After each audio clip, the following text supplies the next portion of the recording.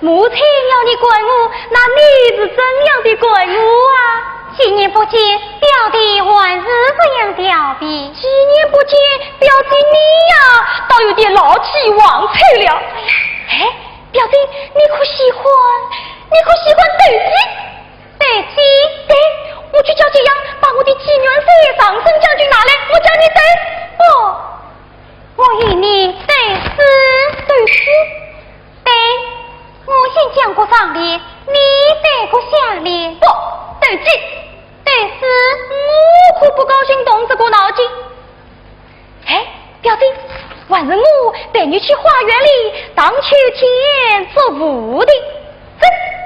哎，表弟，天已傍晚，花园该是再去，还是我陪你在书房读书消遣。啊，消遣还要读书，那可不成。为什么？我有病。你什么病？头痛病。头痛病？对，我一拿起这书本啊，我的头就会痛。我记得你小时候是没有头痛病的。这个病嘛，是我后来才得的呀。表弟，年幼无知少识见，长大教育可眼见。你可知花花世界多热闹，真难为门如房中把数年。因此让我拿起书本头要痛，真记得斗鸡走狗，为了逛街好消遣。什么斗鸡走狗好消遣？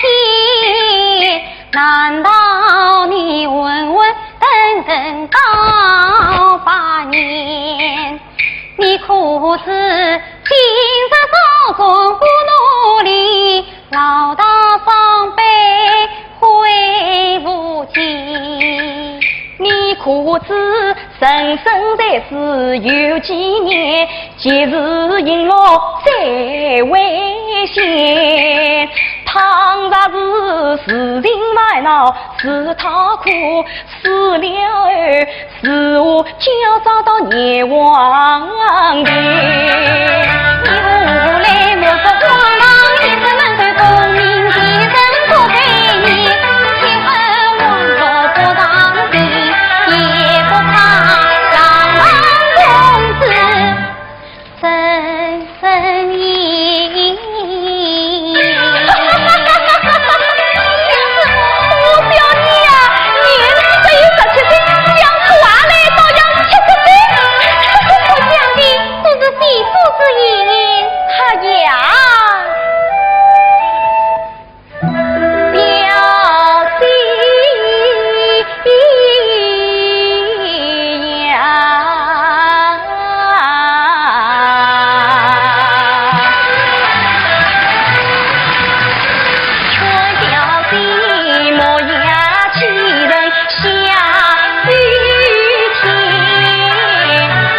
也听一听我的媳妇言，我为家世代作业有功勋，生死险恨苦地天，有权有势有钱财，为因我今已鸟着死人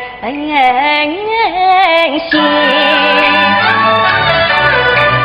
谁人了不虚荣，也是何用不为言，到将来继续的人不用红头，只会用我心手养年，